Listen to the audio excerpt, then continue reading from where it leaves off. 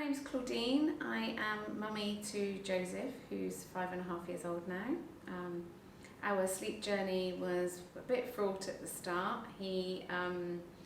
actually did sleep quite well when he was first born, and then around 4 months of age it all fell apart, sadly. And after I came back from a trip to the UK, my husband actually asked me, "Did you break him while you were gone?" Because he is no longer sleeping well, or as well as he had previously been. And then from 4 months until he was nearly 2.5, we just had broken night's sleep after broken night's sleep, for him and us as well. You can't deny that it obviously had a significant impact on his health and well-being, but we as parents just decided one day that no longer could we carry on with the small amount and the broken nights, the small amount of sleep and the broken nights that we were having, and we chose to hire a sleep consultant to help us. And genuinely, within 2 weeks of hiring that lady, it was as though a miracle had descended upon our home. And as a result, I decided to train to become a sleep consultant, to essentially bring that gift of sleep to other people. And also the timing for me was very appropriate because my son was older and didn't need me quite as much as he had when he was a little baby. I absolutely love what I do. Helping families to get the sleep that they all deserve is a real joy and an honour for me. I feel like I know exactly what the families are telling me when we speak, because I was there myself one time. I've had many sleepless nights and looked at the ceiling and thought, what can I do about this? And then woken up the next day and thought, oh, it isn't that bad, and we can carry on, and maybe tomorrow he'll sleep, and hoping and praying that it will fix itself. And sometimes it does, of course. But when families reach out to me, more often than not, they've tried many things, as we did, and they've just got to a place where one-on-one support is absolutely appropriate to resolve the sleeping issues that they are facing. So being a sleep consultant, as I said, is a calling, I feel, something that really means a lot to me, because seeing the change in the families that I work with is really apparent, it's really significant, and there is no downside to getting more sleep. No one has ever been worse off from sleeping well or better, and the health benefits and the well-being benefits are infinite. So really I can say my son not sleeping in a way was a blessing to bring me to this place. So prior to the coronavirus pandemic, I used to offer in-home consultations to the families that contacted me that were in my local vicinity, or video call consultations to those families who lived outside of my travel area. And I was still visiting families up until the 17th of March, when changes to the rules where I live had prevented people from visiting for non-essential travel and non-essential meetups. So I decided to move to full virtual consultations as a result, since I was already doing that for some families, and it seemed to make sense to be able to continue to help non-sleeping families whilst observing the social distancing and practical safe elements that have been introduced since coronavirus sort of came about.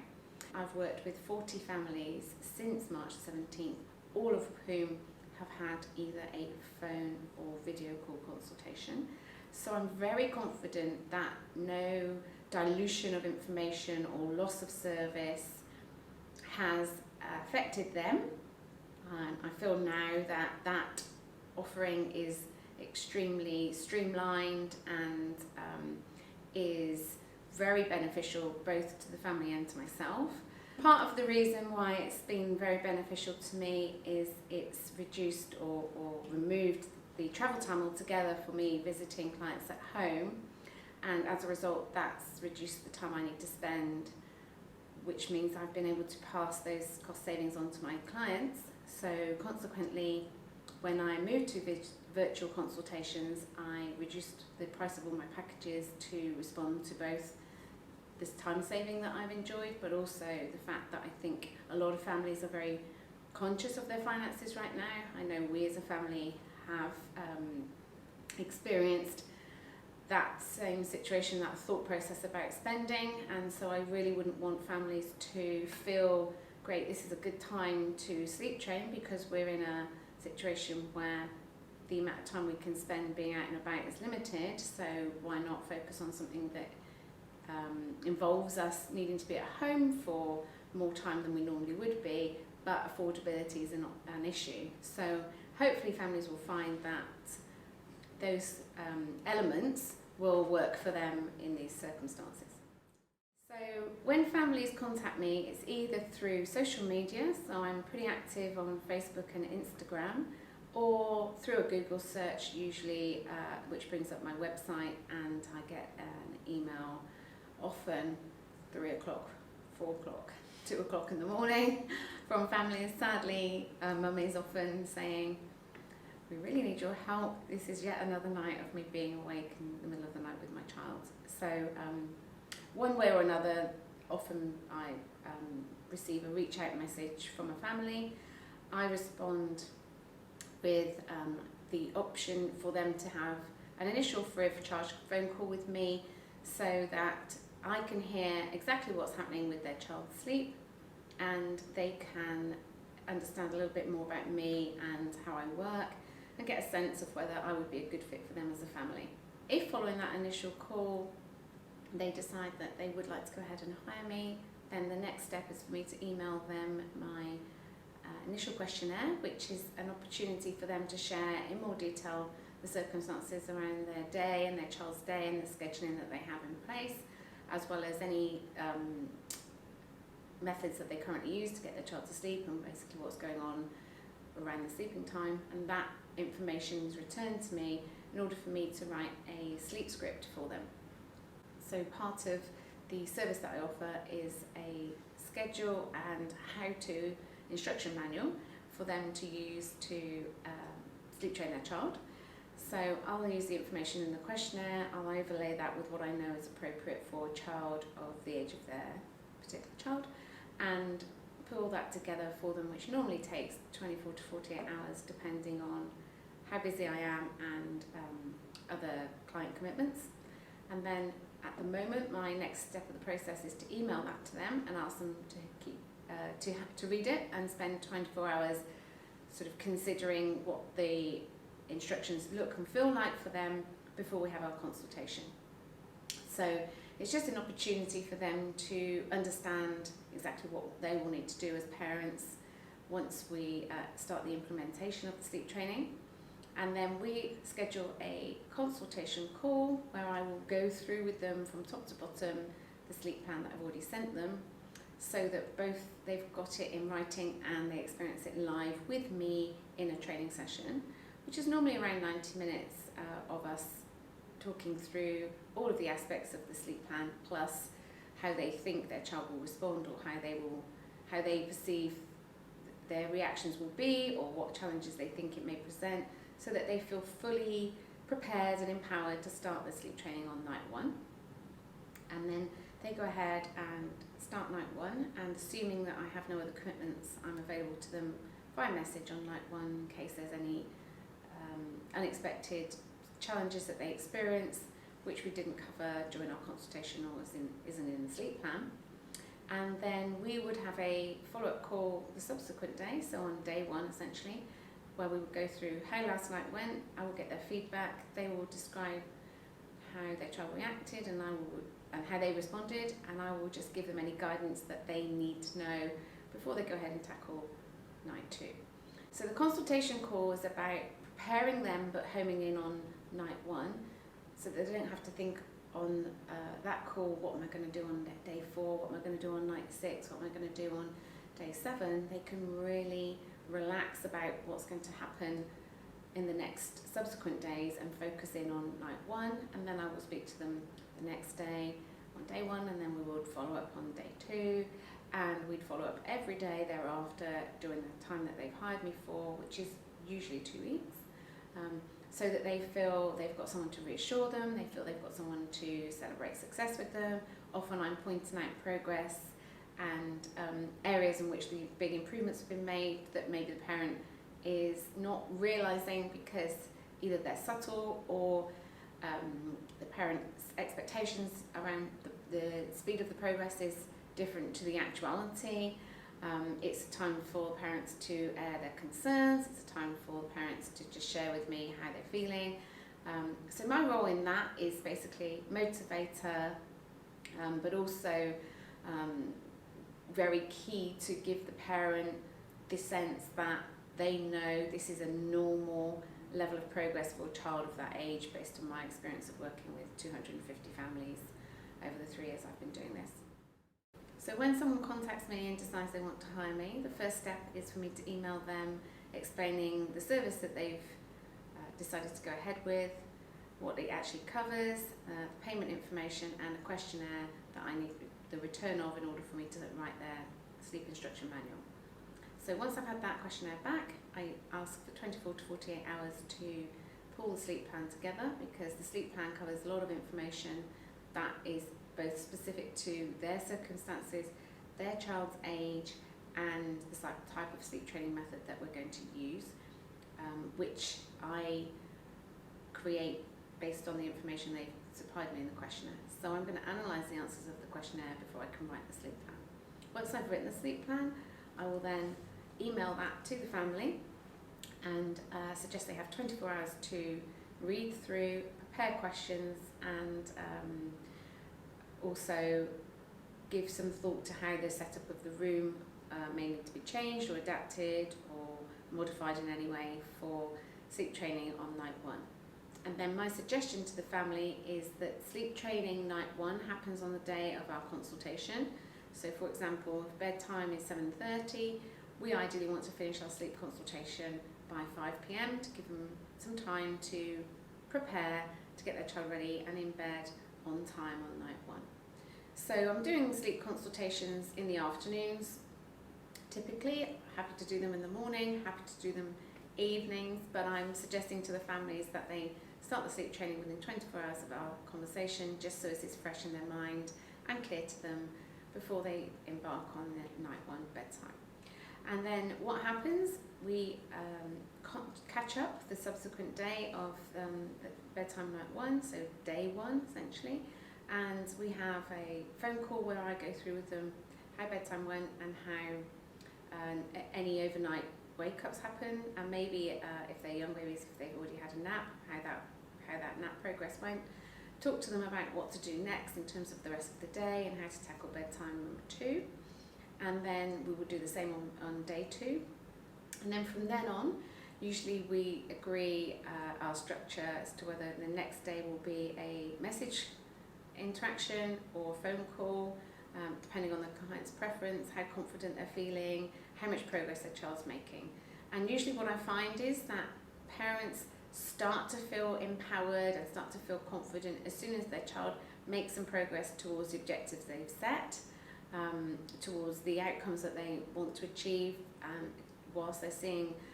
that progress, they're feeling energized and reassured that their child's sleep is improving in a really short amount of time. So often they feel less reliant on me. So my expectation is the reliance on me is pretty high at the start and it starts to tail off. Often I'm chasing up people towards the end of week 1 and into week 2 to get the progress from them of how it's going, whereas at the start I'm hearing from them quite a bit because they're feeling, okay, this is new, I'm not sure what my expectations should be around my child's sleep. So the balance between me contacting families and families contacting me once we're into the period of time where I'm supporting them can shift between the two of us. I also ask families to keep a record of the sleep timings through a Google Sheets document that we both have access to, so at any time we can both see any pattern or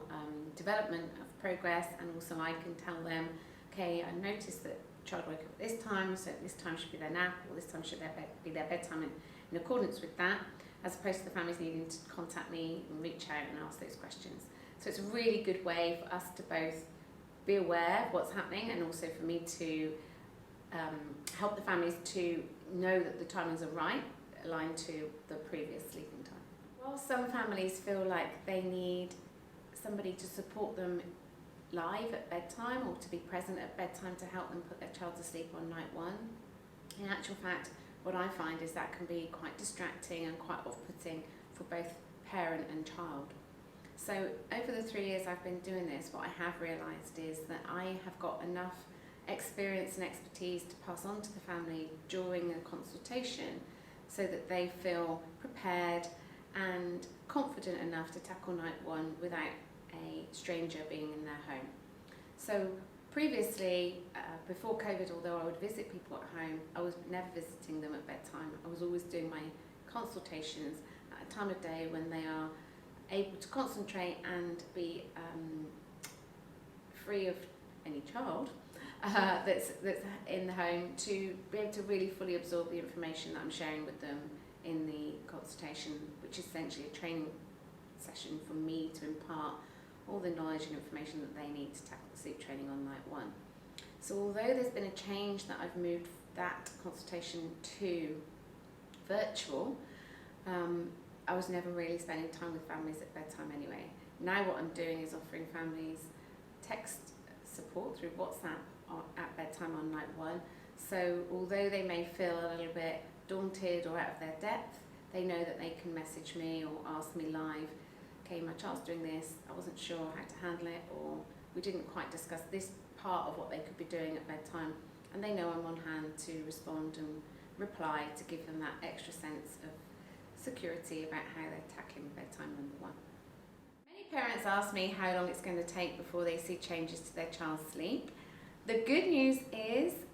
it will happen on the first night. So absolutely can guarantee that night one you will see progress with your child's sleep.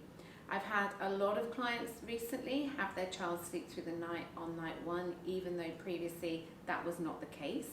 So there can be a really big improvement from what is currently happening to the good and positive outcome pretty much straight away. My expectation of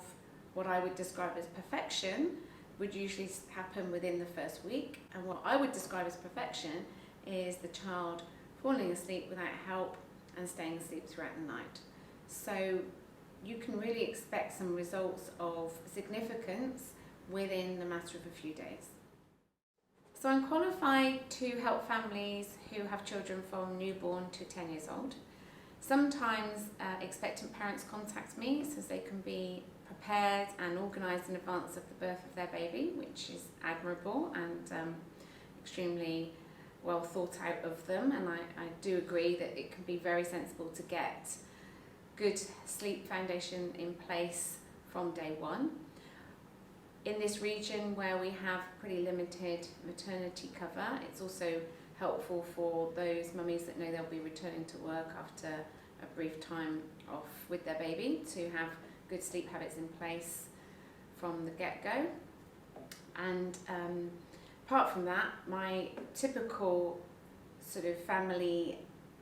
dynamic would be not necessarily first-time parents. Often I work with parents who have already got more than one child and are now finding that their subsequent children are less easy to manage at sleeping time than their previous children, but obviously still a lot of first-time parents as well. And as I mentioned, anything from newborn to 10 years old is the age range of children that I work with.